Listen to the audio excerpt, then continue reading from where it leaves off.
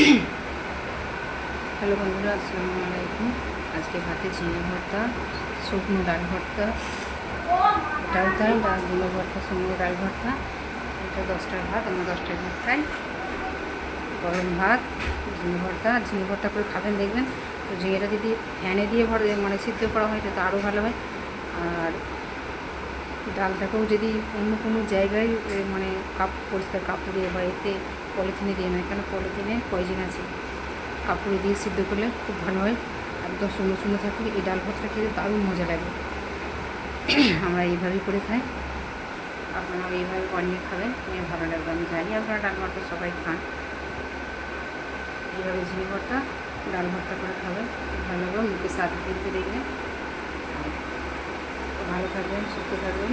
যদি ভিডিওটা ভালো লাগে একটা লাইক দেবেন, শেয়ার করে অন্যকে দেখার সুযোগ করে দেবেন, আর একটা সাবস্ক্রাইব করে দেবেন। আমার জন্য দোয়া করবেন। দেখা হবে পরবর্তী ভিডিওতে। বাই।